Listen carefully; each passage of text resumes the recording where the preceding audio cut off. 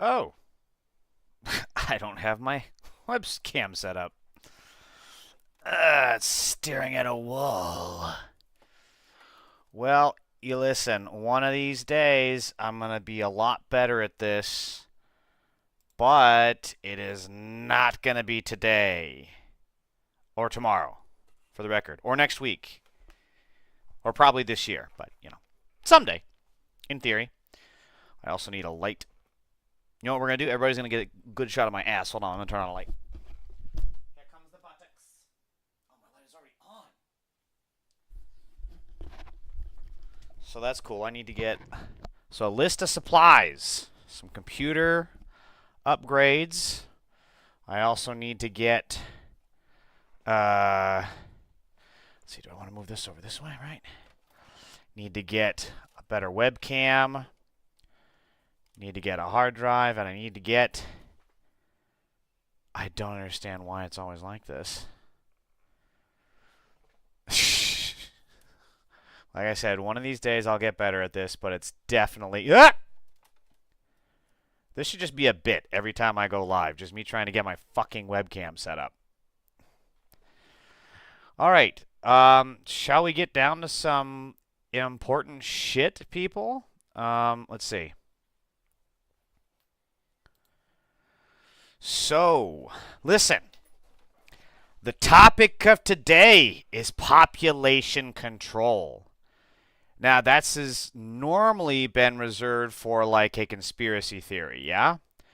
But so is the Epstein file. Okay? So let's just ignore what people say about population control. It's a conspiracy theory. Let's just operate potentially under the assumption that it's correct and do the actions of the billionaires and the Epstein class seem to align with that idea that they want to go along with population control, right? Because we've all seen Fallout. Fallout, the whole point of that show, and again, it's obviously a satirical, it's not real, but it's really, you see some of the stuff corporations are doing today, and it's really easy to believe that, oh yeah, they would absolutely drop a nuclear bomb to promote their own product. That is the kind of capitalism that we live in nowadays. So let's just kind of be open-minded, all right, motherfuckers? War with Iran delivers high oil prices and another shock to the global economy. So with high oil prices, obviously, gas is going to be more expensive, travel is going to be more expensive, just going to and from work is more expensive. But here's the other thing that's really interesting. I'll read to it here coming up in a second. The war with Iran is doing collateral damage to the world economy. The conflict is driving up energy and fertilizer prices, threatening food shortages in poor countries, destabilizing, I'm going to sneeze. Oh, I feel better. Hope I didn't blow anyone's eardrums out. Threatening food shortages in poor countries, destabilizing fragile states such as Pakistan, and complicating options for the inflation fighters at central banks like the Federal Reserve. Now, it's not just going to be isolated to the Middle East. I wasn't able to find the tweet, but the gist of it is a lot of the world's fertilizer comes from oil and gas byproducts, and then a lot of it is then shipped through the Strait of Hormuz. So, guess what? If crops don't get fertilizer, they don't fucking grow, right? I mean, this is not complicated. Causing much of the pain, the Strait of Hormuz, through which a fifth of the world's oil passes, was effectively shut down after the U.S. and Israel launched missile strikes February 28th that killed Iranian leader Ayatollah Ali Khamenei. For a long time, the nightmare scenario that deterred the U.S. from even thinking about an attack on Iran and which got them to urge restraint on Israel was that the Iranians would close the Strait of Hormuz. Whoa! Camera's fine. Senior fellow at Peterson Institute for International Economics and former chief economist at the International Monetary Fund. Now we're in the nightmare scenario. Key shipping route cut off. Oil prices have surged from less than $70 a barrel on February 27 to a peak of $120 early Monday before settling closer to $90. They've taken gasoline prices with them. Let's see. Prices, right. India restaurants already warning of possible shutdowns. Government prioritizes gas supplies for households. Thailand has suspended overseas travel for civil servants, urged them to take stairs instead of escalators. Wow, that is really just cutting the smallest of corners to save energy prices. The Philippines has introduced a temporary 4-day work week for some government officials or agencies. How is it that the Philippines, not exactly viewed as a industrialized leading democracy, has a 4-day work week before we in America, We are getting further and further away from the Star Trek version idea of utopia that we were supposed to be getting towards by this timeline. While Vietnam is encouraging people to work from home. Oh my God, Vietnam too? Jesus. Meanwhile, we in America are being forced to go to work in an office. 10% increase in oil prices, provided they persist for the most of the year, will push up global inflation by 0.4 percentage points and reduce worldwide economic output by as much as 0.2%. Let's see, there was more in here. Yeah. Energy isn't the only issue. Up to 30%, that's what it was. 30% of world fertilizer exports, including urea, ammonia, phosphates, and sulfur, pass through the Strait of Hormuz, according to Josh Glover, the International Food Policy Research Institute. Disruption in the Strait has already cut off fertilizer shipments, raising costs for farmers, is likely pushing food prices higher. Any countries with significant agriculture sectors, including the United States, would be vulnerable, Obsid said. The effects are going to be most devastating in low-income countries where agricultural productivity may already be challenged. Add this extra cost component, you get the prospect of significant food shortages. So, this is a pretty big deal. My family are farmers. I'm descended from farmers. We still have a farm in the family name, and yeah, this is going to devastate people, and it's very different. Mom and pop shop farms, very different from big agra. Okay, big agra can bully the market a little bit more. They can absorb a lot of the shock of these changes, rather, but the smaller shops, like again my family's farm, can't. And we saw this already with the beef bullshit over Argentina. We saw this last time with oh hell, what was it? It was like in 2017, 2018. Where the farmers were struggling. Was it because of the shutdown? I can't fully remember. And then Trump just bailed out Big Agra and left the mom and pop farms to basically starve. So obviously with food shortages, and we're just not seeing a lot of effort towards changing that. In fact, we're seeing the opposite. We're seeing a double down of the Iran war. We're seeing a further commitment to the genocidal pedophile state of Israel. But we are simply not seeing efforts towards making food sustainable, making energy prices sustainable, making living affordable. We're not seeing that. We're seeing the exact opposite. We're seeing food scarcities. We're seeing higher cost of living. We're seeing more people lose their jobs, lose their homes, and there's no sign of it stopping anytime soon. Now, here's where it comes into the more of what I was talking about with kind of like, this is the plan. Holy war under Trump, the line between religion and the military has been erased. This is what these people believe in. On Saturday, the Pentagon announced U.S. service member had died of injuries sustained during Iran's initial counterattack, bringing American death toll to 7. So this is just what we're finding out now. There's undoubtedly more, and I believe there's about 150 injuries. Last week, an Iranian drone strike in Kuwait arrived at Dover Air Force Base in Delaware. Some of them have served as President Donald Trump, or as some people will die. Yeah, see, this is not efforts to maintain life. This is the exact opposite. This is the intentional destruction of human life to serve what purpose? That's the question. What is the end goal here? If not population control, what is it? I don't see a lot of other possibilities that it could be. You could argue, sure, that it's more short-term and they're just not thinking that far ahead. Yeah, that's a possibility. While Trump is an idiot, some of these billionaires are, well, they're also idiots, but they do have a minute capacity to think a few more steps ahead. Keep in mind that soccer moms think further ahead than most billionaires. But still, what is their objective here? If it's not to maintain life and an affordable way of living. Most Americans do not understand the reasons for reluctance to spend blood and treasure on unclear objectives in war can be offset by infusing the conflict with a good reason, a clear purpose, a shared understanding of why the ultimate sacrifice is necessary. In this case, there is none of that, not even a halfway coherent narrative to justify our war with Iran, no clear objective and no public support. You know what, I think this is, oh damn it, this is actually an opinion piece, not, that's fine. The underlying facts are here, though. So this is Ali Velshi, who's obviously a really smart guy, but this is more punditry than straight reporting. I mean, I agree with him, but that's beside the point. The religious stream did not arise in a vacuum. Crucially, it was sustained by political. 2 centuries after farmers warned. Across his chest. Prayer breakfast in Washington. Peace through strength. Peace through strength. That always makes me think of Ultron. Peace in our time. Here it is. Okay. The nonprofit Military Religious Freedom Foundation reports that it has received more than 200 complaints from service members across more than 50 military installations, spanning every single branch of the U.S. military, who say their commanders are invoking Christian prophecy to justify the war with Iran. Reports are continuing to come in everywhere. According to one complaint reviewed by The Guardian, a commander told officers that the war was all part of God's plan and that Trump had been anointed by Jesus to light the signal fire in Iran to cause Armageddon and mark his return to Earth. This is what I'm talking about with population control. Now, this is probably more religious zealotry, where they just want the end times to be brought about so then they will go to heaven, right? And all the other non-religious people or whatever won't. But again, this is not exactly, it's definitely not trying to maintain the sanctity of life. Other complaints received by MRFF describe commanders speaking about a biblically sanctioned war tied to the Christian end times. Think about that for a moment. Yeah, this is all punditry. So again, this strikes me as population control. Resources are finite. Billionaires are greedy. They want more of everything. So what better way than to send people to war and thin out the population? That's what they're thinking.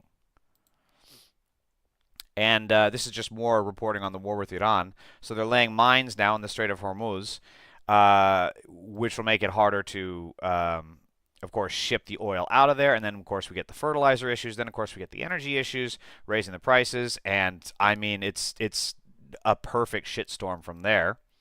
Look at this now. This was posted. Was this today? Jesus, this was today. Holy shit.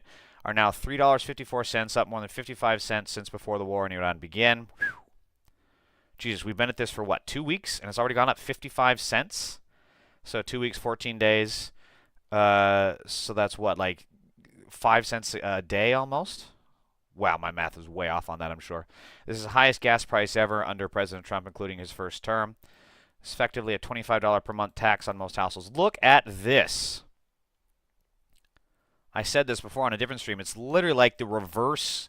It's a reverse roller coaster. Rather than you going down this steep hill, you're going up it. And it is not fun. Meanwhile, while we are having higher costs of living, listen to some of the shit that they're spending on. Pete Hegg says stewardship include a $98,329 Steinway & Sons grand piano for the Air Force Chief of Staff's home. $5.3 million for Apple devices, such as the new iPad. Astronomical amount of shellfish. $2 million for Alaskan king crab and $6.9 million worth of lobster tail. The department spent more than $7.4 million total on the luxury item in March, May, June, and October. Jesus Christ. In other pricey food purchases, the government decided to drop $15.1 million for ribeye steak, $124,000 for ice cream machines, and 272 orders a day. Weren't they trying to get rid of fat people in the military? What does this do? What does this do? Pete can't do a chin-up Hegseth. What does this do to your body? Ice cream? Donuts? That does not make you thinner. MAGA, listen to me here. Listen to me. Listen to me, MAGA. When was the last time you had enough money for an ice cream machine in your home? When was the last time you got to eat lobster for a week? Hell, when was the last time you even got to eat crab for a week? When was the last time you even got to afford crab cake? When was the last time you were even in a place developed enough in your shithole state of Arkansas or Louisiana where they even could make crab cake? Think about this. These guys are taking your taxpayer money. What are you getting for it? They're whining and dining. Meanwhile, your guys' gas prices are doing this, MAGA. Genuinely. What the fuck are you thinking in still supporting this shit? You are absolute fucking smooth brains. And this is just more of this kind of boils down to the whole religious bullshit, and it's just in trying to incite violence. Because again, population control. The less people on the planet, the more there is for the billionaires to continue stealing. This is just pure incitement from Representative Randy Ogles. We cannot coexist with this kind of bigotry. We can't. This is a person in Congress, one of the highest positions you can get in the federal government, and he's saying shit like this. These people are evil. There is no coexisting with this. There is no peaceful cohabitation. This has to be utterly and completely eradicated and destroyed from society. Muslims belong here far more than this creep who, good God, looks like a fucking Bill Gates wax statue. Jesus. And here we go again with more of this stuff. Like, this is just more conflict to breed conflict to breed conflict. Fred Gutenberg, who famously lost his child to, I believe, Sandy Hook, if I remember right. Gavin Newsom rightfully said he's no longer going to support AIPAC. He's not going to take their money because AIPAC is inciting this genocidal war in Gaza, in Iran, and elsewhere, Lebanon now. And this is what these that's the dividing line. This is a guy who lost his child, and he can't even take his smooth brain thoughts here and apply it to what's happening in to the people of Palestine. You have to be just unbelievably soulless and broken as a human being to have lost your own child and then not give a fuck about innocent people that have lost theirs. And again, this is just more division, division, division. This is what the media does. They manufacture this divisiveness while Andy Ogles is literally trying to incite a race war because he's a white supremacist. They're talking about Zoran Mamdani having iftar and his wife's Instagram likes. Who gives a fuck? Nothing that Mamdani's wife liked on Instagram even came remotely close to being as outrageous or as offensive as what is happening in... Oops, hold on. Where's my feed? There it is. As what is happening to Iran or to Gaza, and yet you have these Zionist pigs like fucking Jake Tapper totally okay with it. So this is, and again, this is more of the corruption. This is what the billionaires want. They keep leeching off of our taxpayer dollars, and that's still not enough for them. Because as long as there's other people on the planet, we're also going to need the resources. They're also going to need to share the resources, and they don't want that. Population control. Thousands of companies are jockeying for billions of dollars, billions, in Defense Department contracts to build a shield designed to intercept and destroy missiles launched against the United States. Amid the intense competition, a handful of firms have an important inside connection. At least 4 of the companies awarded contracts so far are owned by Cerberus Capital Management, a firm founded by billionaire Steve Feinberg, who until last year ran the company, is now the Deputy Secretary of Defense, the second highest ranking official in the Pentagon. Just putting his finger on the scale for his own company. These billionaires, these elites, these rich people, these Republicans are so goddamn greedy. They'll stop at fucking nothing. At absolutely nothing to have everything. They will stop at nothing to have everything from us. And the only reward we get are higher gas prices, starvation, or dying in a bomb at war. So this was the $50 million lobbying deal and a court battle ensnaring White House power brokers, including Rubio and Susie Wiles. Oh, man, I can't read the whole thing. Okay, I'm going to skip this one, but that's fine. But, I mean, this is just, it's corruption after corruption after corruption. Live Nation and Justice Department was supposed to go to trial, and the billionaires got off. They secretly negotiating. A federal judge scolded attorneys for the Justice Department and Live Nation for secretly negotiating a settlement to resolve allegations the ticket giant operated as a monopoly while the trial was underway. Judge Arun Subramanian called the head of the Justice Department's Antitrust Division, Omar Asefi, and Live Nation's chief executive, Michael Rapino, into court Tuesday to answer questions after he was blindsided by the deal. Yeah, it's going to piss off any judge.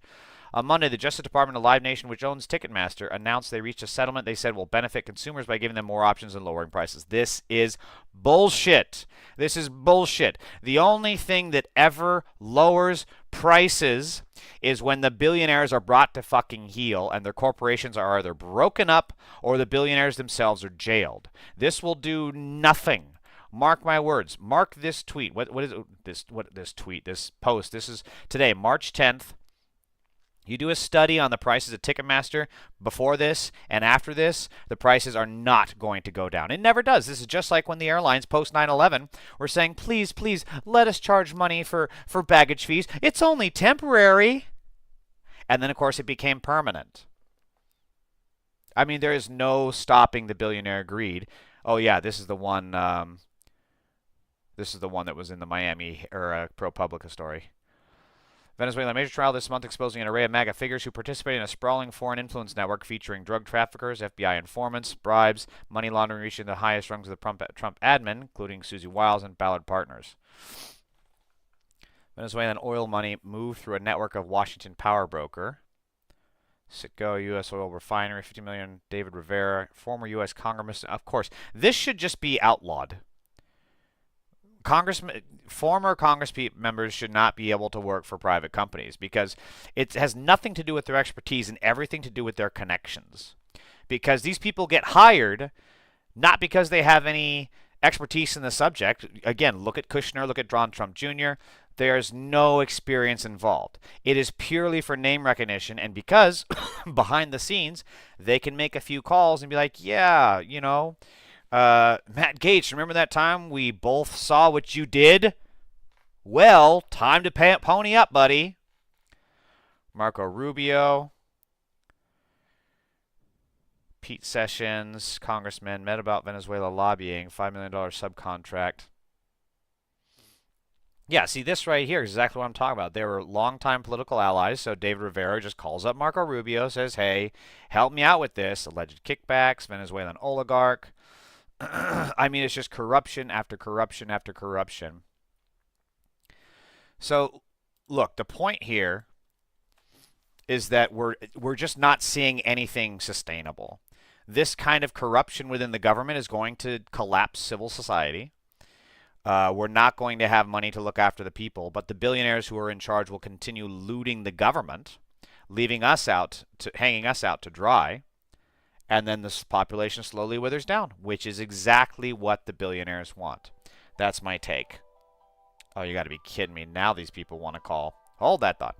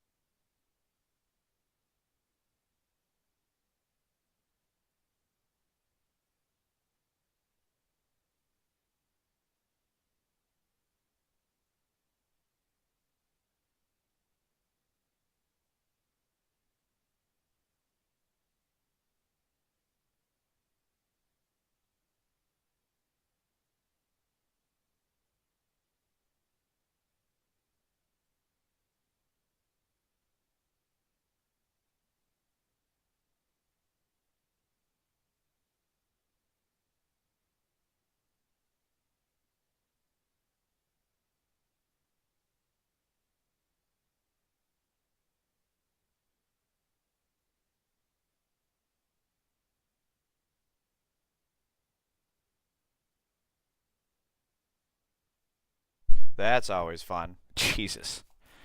Set an appointment time and they call you 3 hours later. Fucking people. So that's my take on it. It's dark. It's bleak. Let's see something fun. I love this shit. The dodo, by the way, if you ever just need like a moment to unwind, this stuff is so cool. One-of-a-kind hospital saves hundreds of lives a year caring for most adorable babies. It's one of the only places you can see a baby bat getting a bubble bath. Look at this fucking thing. So this family known a place with some of the world's most dangerous and frightening animals, venomous spiders, deadly snakes, jellyfish with fatal stings. It was also home to one of the world's cutest, the flying fox, also known as the giant fruit bat. Look at this guy. I feel like, oops, I'm not on the right screen. There we go. Look at this guy. I feel like there's actually, oops, nope, hold on. Wait a minute. Wait for it. Wait for it. Is it this? Ah, I feel like there's a little bit of family resemblance here. Look. Is that family resemblance? Hang on, let me see. What do I have that can, like, I don't know, maybe this, I guess, and just be like, is that me? Did that work? What's the next picture? Okay, well, I don't have water, so I'm not doing that. Oh! Do I have my blanket? I do, but my dog is on it. Give me my blanket. Give me my blanket. Rufus! Oh, he doesn't like that. He's not happy. Let me see. Can I do this? Let's see. Hold on. I can't really. I'm not really in frame enough. Is there more? Does it get all wrapped up like a burrito? Let's see. Oh, that's it. 2, 3, 4. Ah, just the 5 pictures. That's so damn cute. Yeah, so let's see. This place, northeastern Australia, not far from the coastal city of Cairns, is a place called Tolga Bat Hospital. It is, as its name suggests, a hospital for bats. One of the only such facilities on the planet. Hang on, let me adjust this again. Yeah. And it's also one of the few places you can see a baby bat getting a bubble bath. The hospital, which is just one full-time paid employee but a cadre of volunteers, has been treating bats for more than 30 years. It comprises a few small buildings with treatment rooms, cold storage for fruit, and nursery for orphan bats, as well as several outdoor wire enclosures. The largest cage is akin to a long-term facility. It's for bats who can no longer fly and will live out their lives at the hospital. Oh, that's sad, but still really sweet of them. I mean, again, we're looking at, like, if we really want to talk about what we can be doing in terms of, like, we have all this taxpayer money for war, and yet we're not going to have a single taxpayer dollar get spent on, you know, vet clinics, dog rescue, animal shelters. There's just so much better use for our money than war. And one of them should be bat shelters. Although we don't have bats here in America, so owl shelters? Question mark? But the real question of who would run the owl shelters, that's right, who?